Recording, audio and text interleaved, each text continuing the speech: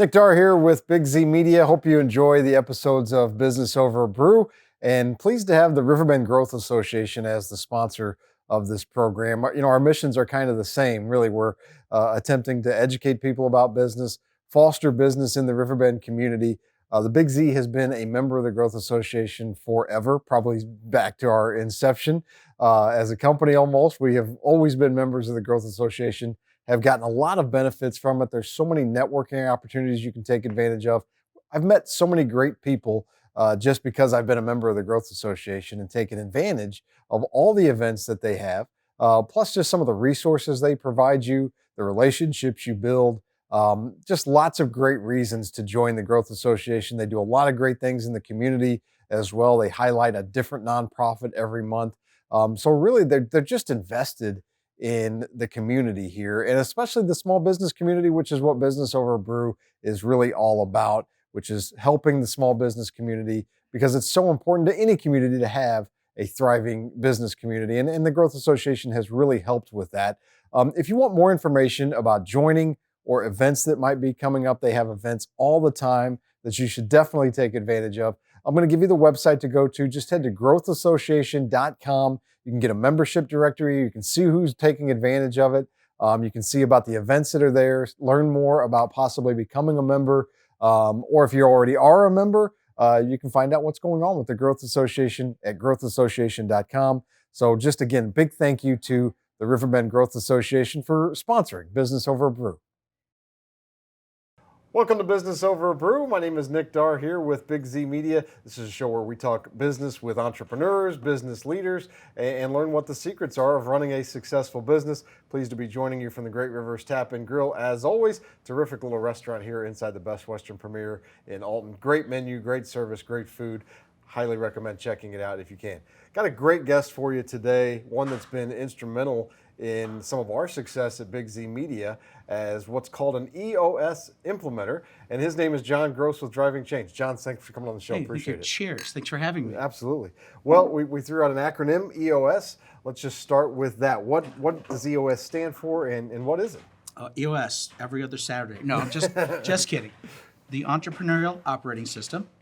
And before I tell you what it is, let me just tell you what it's not. So it's not a software. It's not a training program. It's not a fad diet, and it's not a medical device. But what it is a business operating system that helps business owners who feel stuck or frustrated with their sales, their profits, or their people to get unstuck.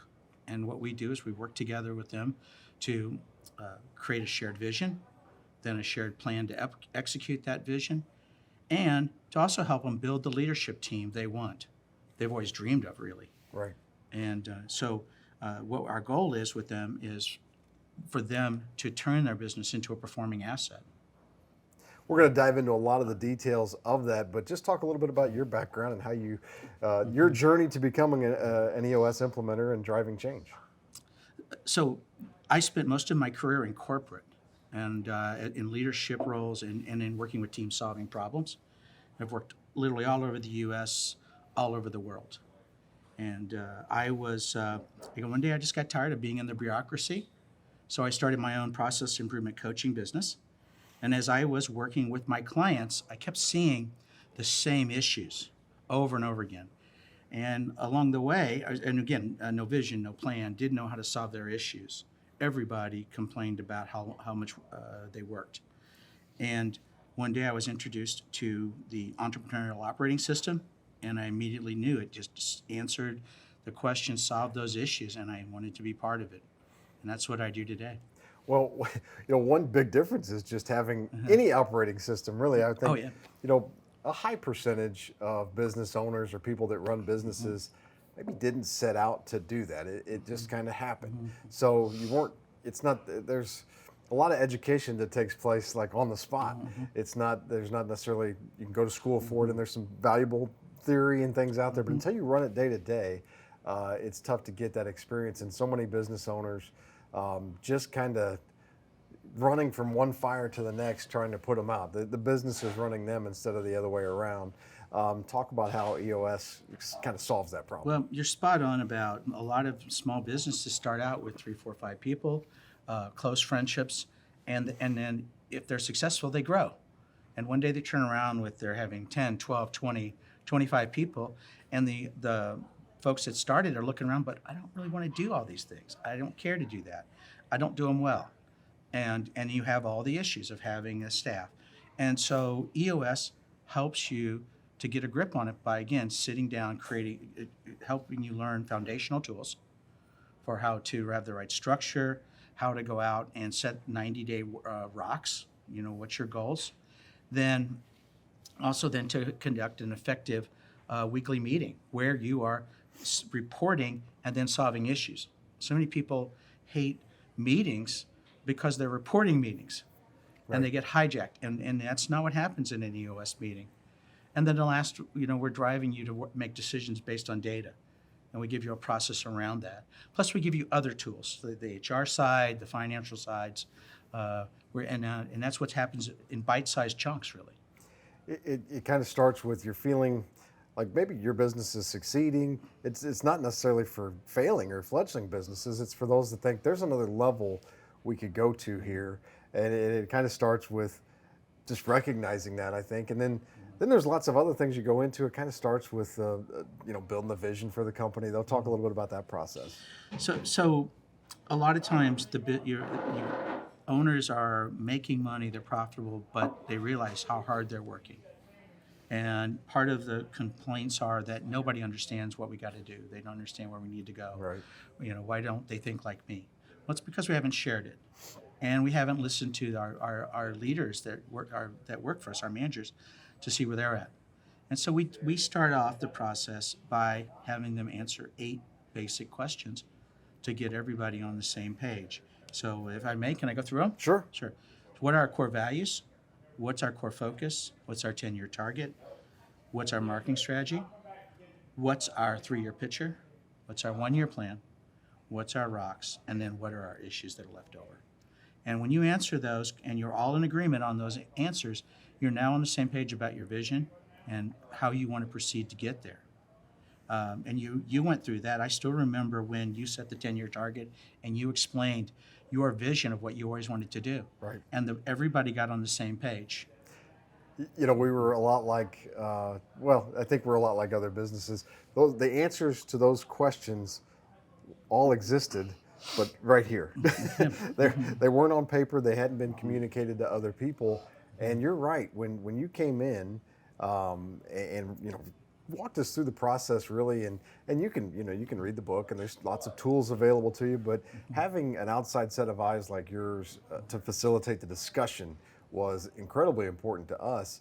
But you're right, just you could see kind of the light bulb go off for people when I articulated what our vision was, because it was a little embarrassing, frankly, because it's like, wow, no one had any idea that's where we were that's where I was wanting to go. But it created all this excitement too about, I'm behind that. That's a great vision. Let's go accomplish that together. Yeah, exactly. People know now in your team that this is a real business. You have a plan. You want to grow. They could be part of it. Right. Which is all things you want to do or where you work. I also remember when we first talked, you told me that you didn't have an accountability chart or structure. And I remember we met. We created. Today you have a very robust group, and you haven't hired anybody to fill those roles. You've brought people out of your teams to help you in your structure. And so now they're being developed. They're freeing you up to grow the business. And not that we've got it figured out, certainly, but it's been an incredible help. I think you say, and the theory is that if you can get to 80% of success in the operating system, you're well on your way to succeeding. We're certainly, it's a continual process, so making those baby steps towards it. And the biggest thing really is meeting with your leadership team on a regular basis. I don't know what your thought is, but my thought is the most important tool of it is the weekly level 10 meeting, because it shines lights on problems and issues that you're facing as a business that you may not be aware of as the leader of the company. Right. No, I agree with that. The level 10 meeting, which is that weekly meeting, is where the rubber hits the road. Mm-hmm. And this is how you maintain the cadence. It's important to have a vision, have a 1-year plan, and then also to know what are we going to do every 90 days, because even great teams diverge after 90 days, and you got to get them back together on the path. But in between, we're going through. Are we on track? If not, why not? And then we also just in the level 10 deal with the day-to-day issues that pop up. And the beauty of the level 10 is you have a quick part where you report on all the important things, but you spend 2/3 of the meeting solving issues. And you prioritizing the most important issues that you have, not the oldest, not the smallest, not the first one on the list. And that's how you gain traction because people see your answers. You haven't solved an issue until you've got an action to put it to bed. And that's you just keep knocking those out and knocking those out. And they're all framed, solving them with the vision in mind, with your core values in mind. So it gives you that, that spine really of what your business is about. And so when you think about, in our business, it's not maybe unique, but we are a little bit different in some respects of we're a media company that has an audience that needs to be served. But what puts money into the account is advertisers. And so but you're often sometimes caught between which are we serving, the advertiser or the audience. So sitting down, putting on paper, what's your vision? What are you trying to do? What are your core values? Just kind of clarifies all of those things and gives you, really a direction. No, exactly. It keeps you focused on what's important and why you're doing this. It also helps you avoid the shiny objects that always pop up, and everybody has that. Again, Right. It helps you make the trade-offs of your business. You need to serve, you need to have content for your listeners, but you also need to pay your bills. So now once you have defined those that focus, those constraints, now your whole team can go out and look for solutions that fit that criteria, and they're not looking outside of it. Right. They're not talking about becoming a TV station or something. Right. They're focused on your radio station and your media. Let's talk a little bit. I don't want to give away the whole accountability chart and all the detail of it, but talk about the top of it, the visionary and the integrator and those roles within a company. So first is the accountability chart is really just an organizational chart on steroids. And so the main elements of it first are that there are only three major functions in any structure: marketing, operations, and finance. On the top of them, they're led by a person called the integrator. All great teams have an integrator. Integrator is the drumbeat. They're the person that holds the organization together. They get all the functions focused on pursuing a common goal. They hold accountability. And there's also a fifth role. That's the visionary. Visionaries are folks that are flying up 30,000 feet, high-level relationships, a million ideas. They bring 20 to any meeting, and they're the ones that are guiding and leading you. And so the visionary and the integrators, they need to work together to create synergism, because the relationship and the personality inherent in those roles can create conflict. So you just got to be sensitive. But when they're when they're compatible and linked and creating synergism, there is nothing stopping them. Right. One thing I learned right away was that the visionary role can be kind of a dangerous one without an integrator. One is essential to a business. One is nice to have, but you do not need to be a visionary. And I'm a visionary. That's my nature. So, one of the things we've had to do is take a step back and say, okay, we've got a vision. We don't necessarily need 20 new ideas a day. We need to implement and integrate what we're doing now in a better way. So that's certainly that's probably been our biggest takeaway from it is we've got to do what we already do better. Okay. The integrator's there in many ways to rein in the visionary, to execute those ideas, but also to realize when there is a great idea, how do you execute it? At one time we would say that some organizations don't have visionaries. In reality, every organization has those two roles, visionary and integrator. It's just that sometimes they're filled by one person. Right. And what you can see is as a visionary who's stuck in that integrator role, it just doesn't have the consistency. And so typically the first rule, one of the objectives, once you figure that out, is to figure out who is that integrator, because somebody's performing that role. Right. And help them to do their role. So. Talk a little bit about a couple more questions.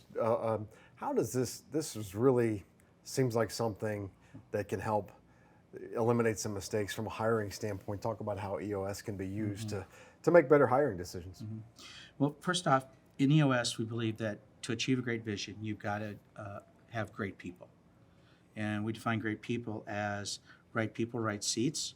And right people are folks that share your cultural values. And so by defining your core values and then using them to hire people, you're going to make sure they share your core values so they're right people. So that's you getting a good employee. But for today, particularly in today's market, it's a decider for people who do they want to join you.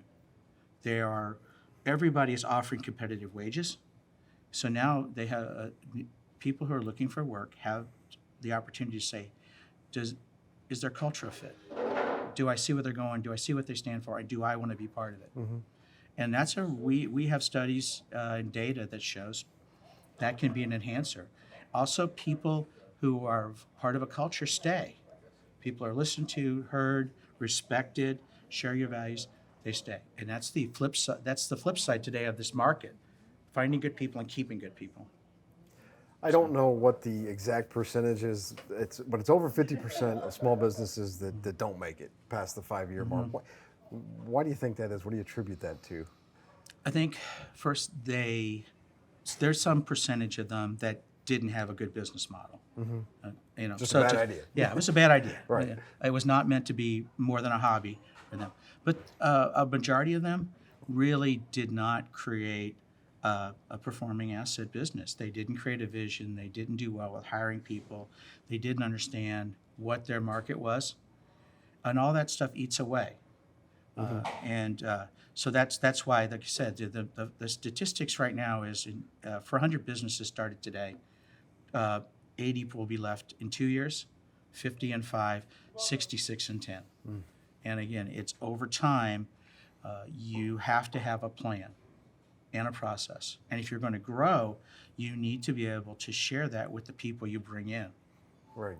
And that's what EOS does really well. And we teach that actually about effective simplicity, effective delegation, and structure.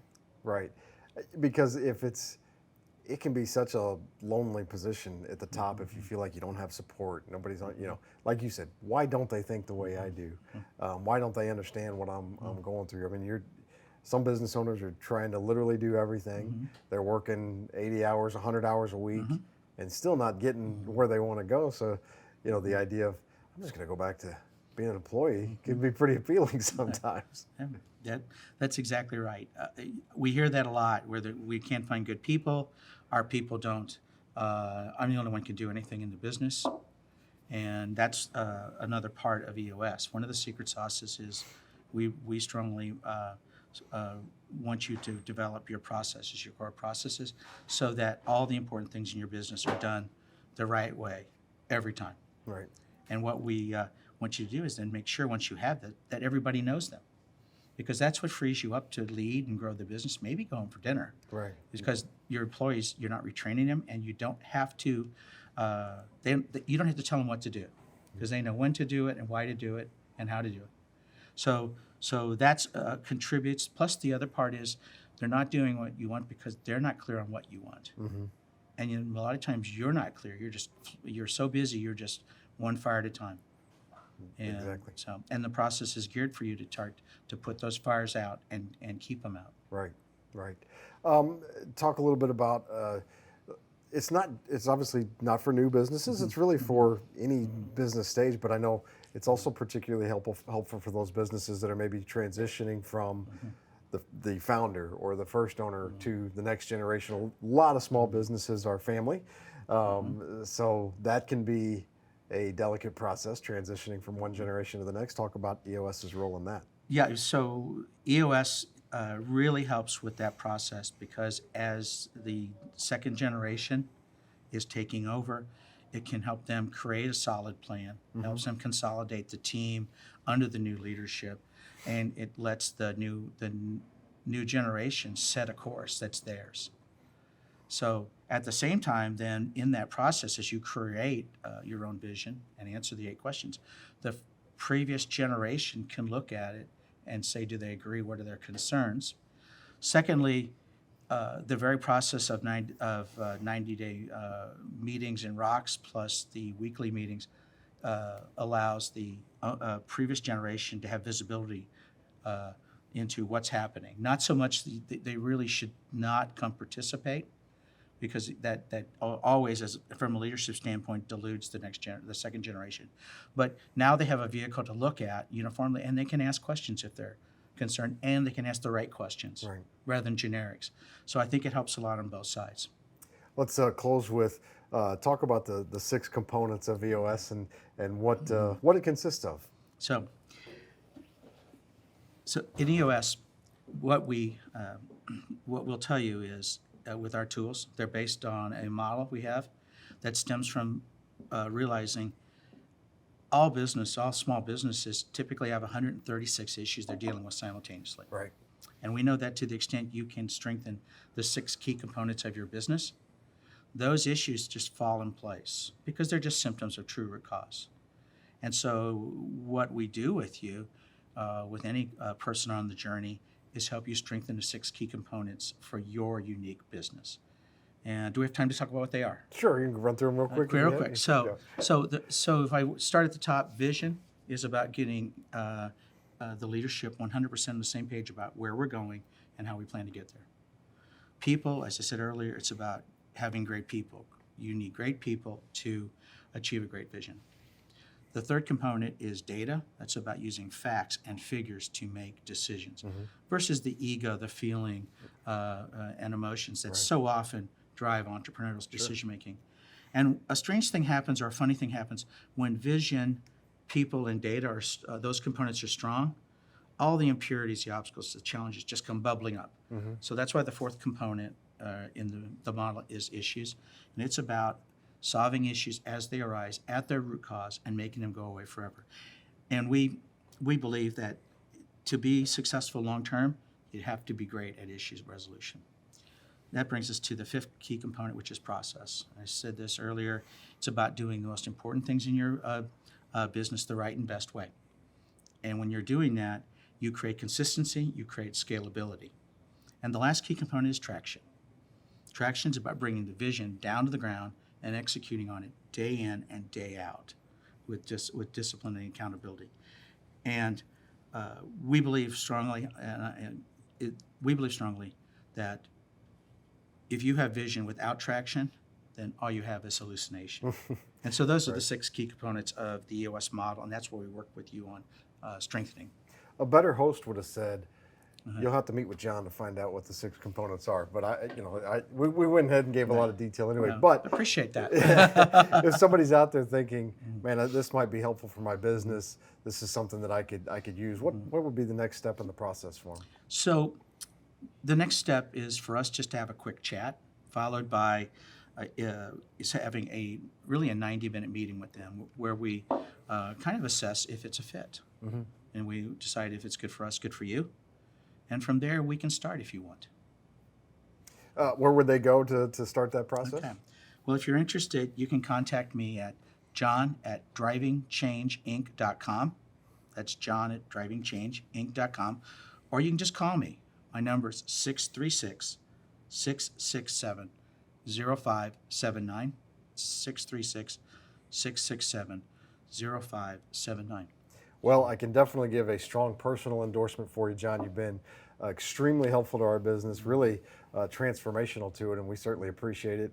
You can read the book, but without that outside person facilitating it, that's really kind of a magic component of it. So I thank you for being a friend. Congratulations on the 6-month-old granddaughter. Thank you very much. Appreciate you coming on Business Over Brew. Thanks, John. Thank you. Cheers.